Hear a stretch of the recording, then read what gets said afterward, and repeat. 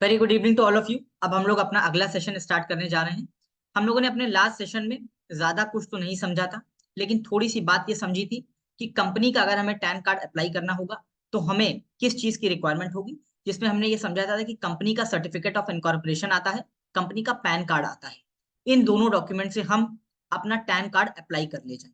ठीक होगी बात, ये बात हमने समझी थी। और उसके बाद हमने ये समझा था कि कैसे ज्यूरिसडिक्शन को ढूंढेंगे। ठीक होगी बात। चलिए अब हम लोग पुरानी बात को लेकर के आगे की नई बात समझेंगे। अब हम लोग चलते हैं सबसे पहले टैन कार्ड अप्लाई करने की।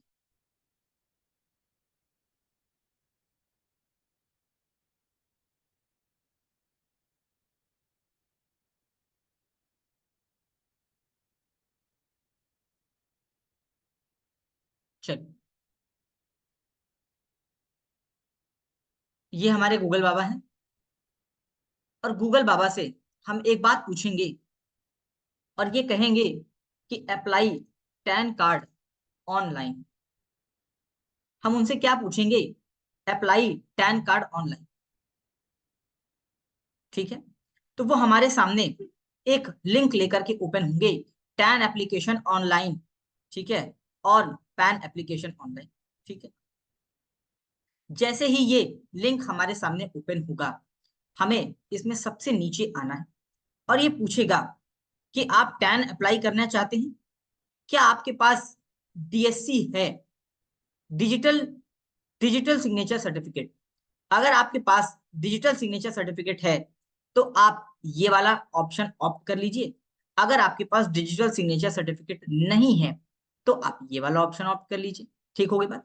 अभी हम पहले चलते हैं कि हमारे पास डिजिटल सिग्नेचर सर्टिफिकेट नहीं है, ऊपर वाला आसान वाला। तो उसका कारण ये है कि हम एग्जाम्पल सिखा तो कंपनी से रहे हैं, लेकिन हो सकता है कि आप किसी इंडिविजुअल का भी अप्लाई करें, हो सकता है आप किसी ट्रस्ट का भी अप्लाई करें। अब कंपनी के केस में कंपनी के डायरेक्टर के पास डिजिटल सिग्नेचर सर्टिफिकेट होता है। किसी को इस बात में कोई कंफ्यूजन है कि डिजिटल सिग्नेचर सर्टिफिकेट क्या होता है? अगर हो तो बता दो। डिजिटल सिग्नेचर सर्टिफिकेट क्या होता है? किसी को कोई कंफ्यूजन है? अगर हो तो अभी बता दो। कोई कंफ्यूजन नहीं है। मुकेश, प्रवीण को तो नहीं होगी ये बात, मैं दावे के साथ कह सकता हूँ। ठीक है, लेकिन मुकेश को हो सकता हो, लेकिन मुकेश ने भी कह दिया नहीं है, मतलब पता है डिजिटल सिग्नेचर सर्टिफिकेट क्या होता है। चलो, ना पता हो भैया तो बता देना, वो भी बता देंगे, लेकिन उम्मीद करते हैं कि पता होगा। चलो, अगर आपके पास डीएससी अगर आपके पास डीएससी है तो आप नीचे वाला ऑप्शन ऑप्ट करिए, नहीं है तो ऊपर वाला करिए। हम पहले नहीं है वाला करवा देते हैं। ठीक है, चलो। अब ये पूछ रहा है कि आपका कैटेगरी ऑफ डिडक्टर क्या है। क्या आप सेंट्रल गवर्नमेंट की कोई संस्था है, क्या आप स्टेट गवर्नमेंट की कोई संस्था है, क्या आप लोकल अथॉरिटी है, या फिर आप कोई स्टेट्यूटरी ऑटोनोमस बॉडी है। कोई ऐसा हो सकता है कोई राज्य सरकार या केंद्र सरकार ने आपकी कोई स्टेट्यूटरी बॉडी बना दी हो, आप वो है। वो नहीं है। क्या आप कोई कंपनी है? हाँ, कंपनी तो है, कंपनी तो है। क्या आप कोई ब्रांच है या डिवीजन है कंपनी का? क्या आप कोई इंडिविजुअल या एचयूएफ हैं, या आप कोई ब्रांच ऑफ इंडिविजुअल बिजनेस, या फिर हिंदू अनडिवाइडेड फैमिली की कोई ब्रांच है, या फिर आप कोई फर्म है। फर्म मतलब partnership firm, association of person मतलब ट्रस्ट, या फिर कोई बॉडी ऑफ इंडिविजुअल, या फिर कोई आर्टिफिशियल जेनेटिकल पर्सन। अब ये कैसे बनती हैं ये तो एक अलग टॉपिक है, सबका बनाने का तरीका अलग होता है। पार्टनरशिप फर्म का अलग होता है, एलएलपी का अलग है, ईयूपी का अलग है, बीओआई का अलग है, आर्टिफिशियल जेनेटिकल पर्सन का अलग है। लेकिन अगर आप हैं, आप एग्जिस्टेंस में हैं, तो आपको टैन कार्ड कैसे मिलेगा, यहाँ पर इसकी चर्चा करी जा रही है। या आप firm, association of person, BOI की कोई ब्रांच है, तो आप ये वाला ऑप्शन चुन लीजिए। अब मेरे एग्जांपल में तो सीधा सा ऑप्शन है भैया, हम कंपनी हैं। हम क्या हैं? कंपनी हैं, और कुछ नहीं है। सेलेक्ट करेंगे अब हम। जैसे ही हम सेलेक्ट करेंगे तो हमारे सामने स्क्रीन पर एक फॉर्म आ जाएगा, और इस फॉर्म का नाम होगा फॉर्म 49B। Form 49B। हमें अब इस फॉर्म को भरना है, और इस फॉर्म को भरने के लिए बच्चों सबसे पहले ये क्या पूछ रहा है? एरिया कोड बताइए, एओ टाइप बताइए, रेंज कोड बताइए, और एओ नंबर बताइए। अरे, ये तो वही बात पूछ रहा है जो हमने अपने अपने पिछले वाले सेशन में सीखी थी। और क्या सीखी थी वहां पर ये सीखी थी कि हमारा आईटीओ 1 है, और आईटीओ 1 के सामने जो कोड लिखा हुआ था, जैसे एलकेएन लिखा था, डब्ल्यूटी लिखा था, और 131 लिखा था, और एओ नंबर में 1 लिखा था। अब सर आपने ये कैसे निकाल लिया? ये कैसे आपको पता चला? चलिए, अब ये भी हम पहले गूगल बाबा से पूछ लेते हैं। गूगल बाबा से हम क्या पूछेंगे? फाइंड एओ कोड। देखो, खुद ही बता दिया गूगल बाबा ने, find AO code for tan card online. ठीक है, हमें टैन कार्ड का एओ कोड ढूंढना है। यहाँ पर देखो ये दूसरा लिंक बच्चों आया है, टैन एओ कोड NSDL की वेबसाइट से। हम इसको क्लिक करेंगे। अब हमसे ये पूछेगा आप अपने शहर का नाम बताइए। जैसे कि मुकेश जो है वो छत्तीसगढ़ में रहते हैं, तो वो अपने अपने सिटी का नाम जो भी उनके पहला अक्षर है उससे वो चुन सकते हैं। प्रवीण दिल्ली में रहते हैं तो वो दिल्ली का चुन सकते हैं। लेकिन मैं तो लखनऊ में रहता हूँ, मैं रहता हूँ, छोड़िए, मेरी कंपनी कहाँ रजिस्टर्ड होना चाहती है, मेरी कंपनी कहाँ रजिस्टर्ड होना चाहती है, मेरी कंपनी तो लखनऊ की है ना, तो मैं लखनऊ का लूंगा। अब एल से यहाँ पर दो नाम आ गए, लखनऊ और लुधियाना, तो हमने क्या किया, लखनऊ सेलेक्ट कर लिया। और जैसे ही किया बच्चों देखो ये वही चारों, ठीक है, जो हमने आपको पिछले वाले सेशन में बताए थे, ये वही ITO 1 आ गया, ITO 2 आ गया, DDIT आ गया, DCIT आ गया, लखनऊ बाराबंकी उन्नाव तीनों के लिए आ गया और अल्फाबेट भी लिख करके आ गया। तो LKN WT 131 और 1 यही तो है, यही तो है जो मैंने अभी अभी डाला, LKN WT 131 1। अब एरिया, अब अगर आपका TDS 2 होता तो आप यहाँ लास्ट में 1 की जगह 2 कर देते खाली, जो यहाँ पर एओ कोड दिया हुआ है, ठीक है। लेकिन अभी तो ऐसा नहीं है, हमारे में सिर्फ और सिर्फ एओ 1 है। तो हमने क्या किया, LKN WT 131 1 हमने एओ कोड सेलेक्ट कर लिया, ठीक है। अब अगला ऑप्शन क्या है, अगला ऑप्शन ध्यान से देखिए, अगर आप सेंट्रल गवर्नमेंट है तो, क्या हम सेंट्रल गवर्नमेंट हैं, क्या हम सेंट्रल गवर्नमेंट हैं? The answer is no. इसका मतलब ये वाली फील्ड हमारे लिए एप्लीकेबल नहीं है, हमें इसके अंदर क्या है कुछ पढ़ना ही नहीं है, ये वाली फील्ड हमारे लिए एप्लीकेबल नहीं है। आते हैं अगले पर, स्टैट्यूटरी ऑटोनोमस बॉडी, क्या हम स्टैट्यूटरी ऑटोनोमस बॉडी हैं? द आंसर इज नो, हम नहीं है, हमें इसको भी नहीं पढ़ना है।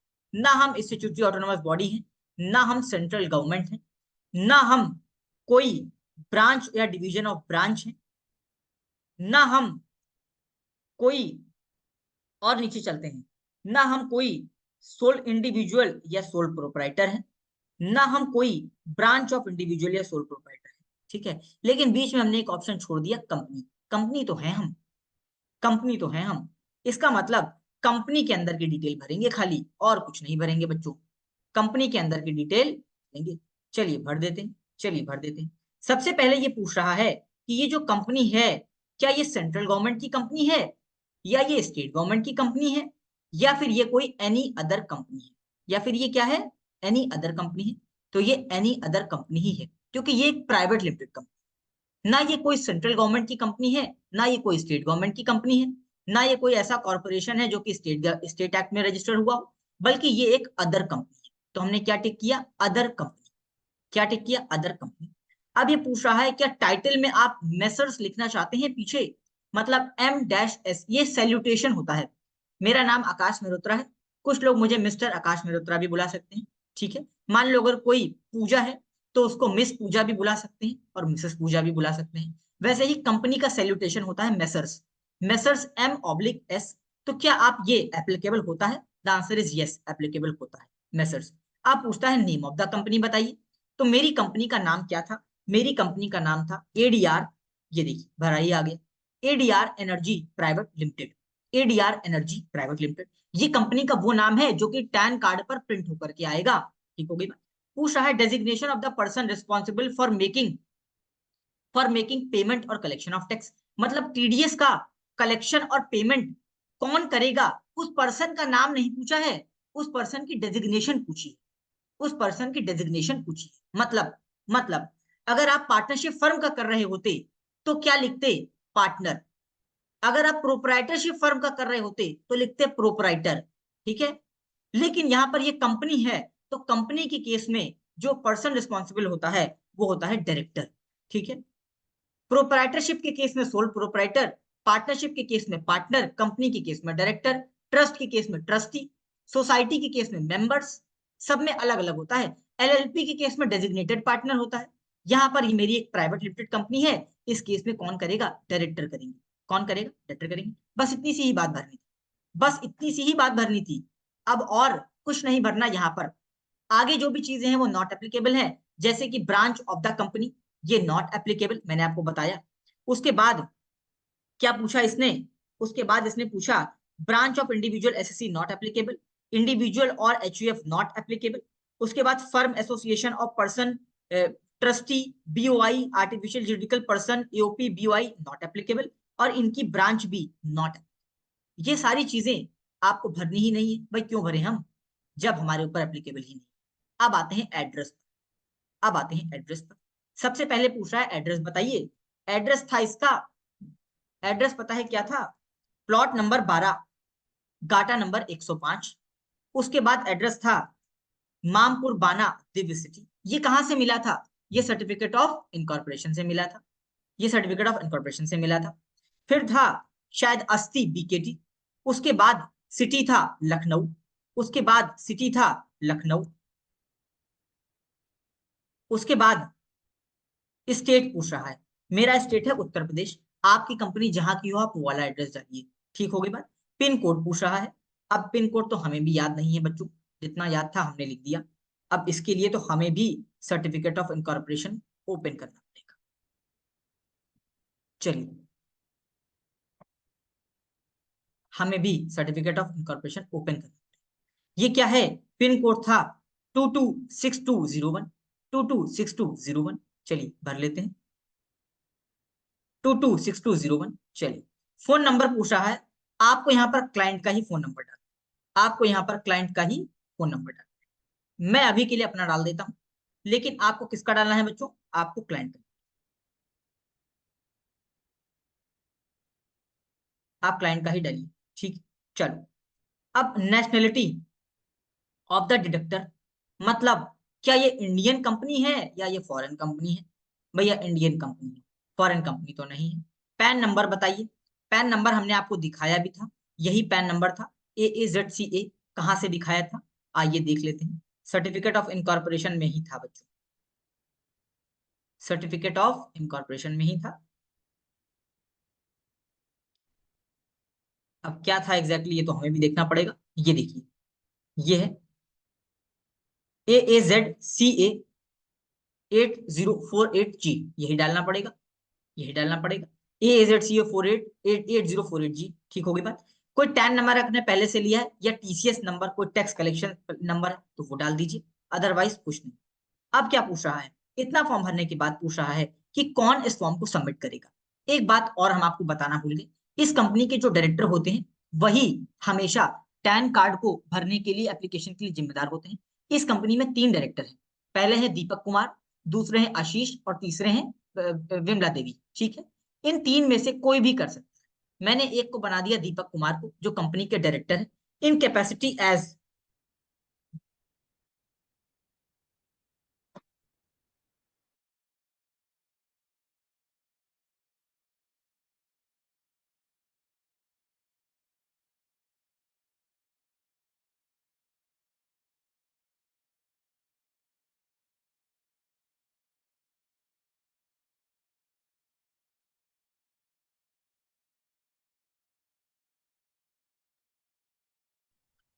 तो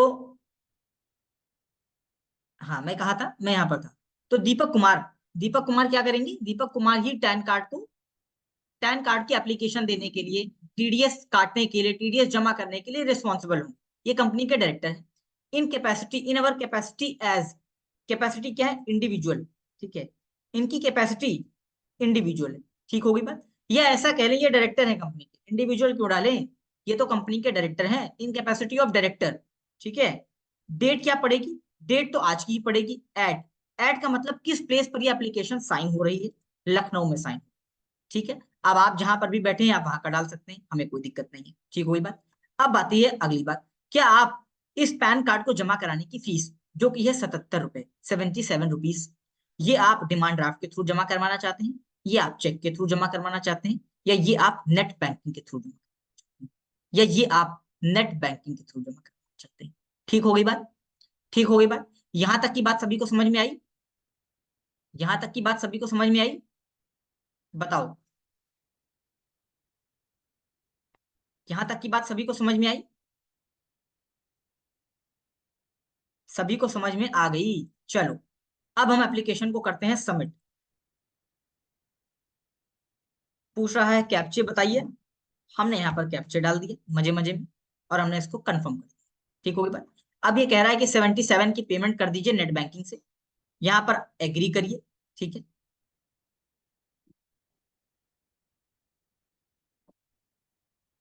ठीक है, ये यहाँ पर क्या कहानी समझा रहा है, ये कह रहा है पहले आप मेरे गेटवे पर जाएंगे, पेमेंट करिए, फिर हम आपको एक एक्नॉलेजमेंट नंबर दे देंगे, और फिर आपको जब आपका पेमेंट सक्सेसफुल हो जाएगा तो आपको टैन कार्ड आ जाएगा, टैन का अलॉटमेंट लेटर आपको मेल आईडी पर आपकी दी हुई रिसीव हो जाएगा। ठीक हो गई बात? बताओ, अगर आपका पेमेंट फेल हो गया तो आपको वापस कर दिया जाएगा। अब ये बात तो पढ़ने वाली नहीं है बच्चों, जब पेमेंट फेल हो जाएगा तो जाहिर सी बात है वापस ही आएगा, लेकिन चलो बता दिया। ठीक हो गई बात? ठीक हो गई बात, यहाँ तक की बात समझ में आ गई। अब हम क्या करेंगे बच्चों, एग्री करेंगे, और एग्री करने के बाद इसका पेमेंट करेंगे। अब हम पेमेंट करने का मोड क्या है, credit card, debit card, net banking, QR या यूपीआई। आराम से यूपीआई डाल दीजिए और अपने यूपीआई में जाके एक्सेप्ट कर दीजिए, आपका पेमेंट हो जाएगा। पेमेंट होने के बाद आपको एप्लीकेशन रिसीव हो जाएगा, पेमेंट होने के बाद आपको एप्लीकेशन रिसीव हो जाएगा। अब एप्लीकेशन रिसीव कैसे होगा इसकी भी आपको बता देते हैं।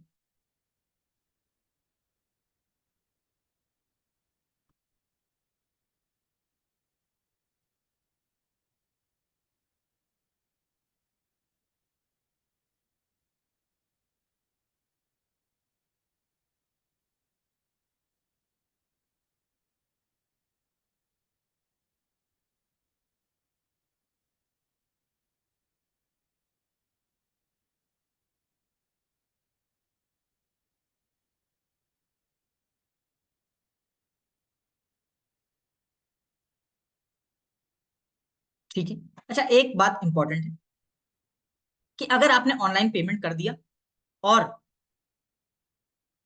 ऑनलाइन पेमेंट के बाद सक्सेसफुली आपका एक्नॉलेजमेंट नंबर जनरेट हो गया, तो बस आप 15 दिन का इंतजार करिए। 15 दिन में आपकी मेल आईडी पर आपको टैन कार्ड सर्टिफिकेट भी आ जाएगा। आपको कोई डॉक्यूमेंट वगैरह भेजने की जरूरत नहीं है, कोई डॉक्यूमेंट वगैरह भेजने की जरूरत नहीं है, क्योंकि आपने ऑनलाइन मॉडल ऑप्ट किया था। आपको किसी प्रकार का कोई डॉक्यूमेंट नहीं भेजना है, सारा काम यहाँ पर अपने आप हो जाएगा। लेकिन ऐसा हो सकता है कि डिपार्टमेंट ये कहे कि हमें कुछ समझ में नहीं आ रहा है, कुछ गलती हो गई आपसे एप्लीकेशन फॉर्म भरते समय, एड्रेस गलत हो गया, या मान लीजिए डायरेक्टर का नाम गलत हो गया, तो फिर वो आपसे कुछ डॉक्यूमेंट मांग सकता है। ठीक हो गई बात? जब वो मांगेगा तो दे दीजिएगा, वैसे ज्यादातर केस में तो नहीं मांगे। ठीक हो गई बात? चलिए, अब बताते हैं टैन कार्ड दिखता कैसा है। इसी कंपनी को ओपन कर लेते हैं, इसी कंपनी का मेरे पास टैन कार्ड आया था। अब हम इसको ओपन करें,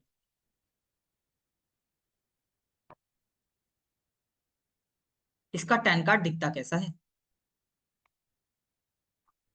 ऐसा दिखता है इसका टैन कार्ड। आपकी स्क्रीन पर आपको दिख गया होगा। ये ये टैन कार्ड, ये टैन कार्ड ऐसा दिखता है। इसमें क्या होता है, एडीआर एनर्जी प्राइवेट लिमिटेड, आपका एड्रेस आता है, आपने जो टेलीफोन नंबर डाला था वो टेलीफोन नंबर आता है, और ये आपका टैन नंबर आ गया बच्चों। ये आपका क्या आ गया, टैन नंबर।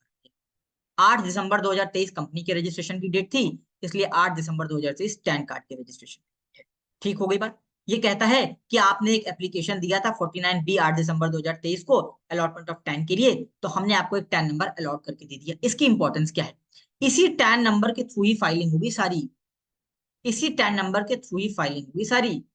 अगर आपके पास ये टैन नंबर नहीं है तो आप फाइलिंग नहीं कर पाएंगे, आप फाइलिंग नहीं कर पाएंगे, इस बात को मान लीजिए। ठीक हो गई बात? तो मेरे पास अब टैन नंबर आ गया, मैंने टैन कार्ड को आज के सेशन में अप्लाई किया और मेरे पास टैन कार्ड आ गया।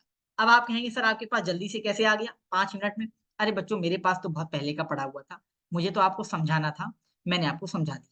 ठीक है, आप अब किसी का भी टैन कार्ड अप्लाई कर सकते हैं, इंडिविजुअल का भी कर सकते हैं, कंपनी का भी कर सकते हैं, नॉन कंपनी का भी कर सकते हैं, पार्टनरशिप फर्म का भी कर सकते हैं। जैसे ही आप अप्लाई करेंगे 15 दिन में आपको मैंने जो लाल कागज दिखाया था ये आपके पास आ जाएगा, टैन नंबर भी आ जाएगा। अब इस टैन नंबर का क्या करेंगे, इसकी चर्चा करेंगे कल के सेशन से। अब आज के सेशन में अगर कोई डाउट रह गया हो तो मुझसे पूछ लीजिए, वरना मिलते हैं कल के सेशन में।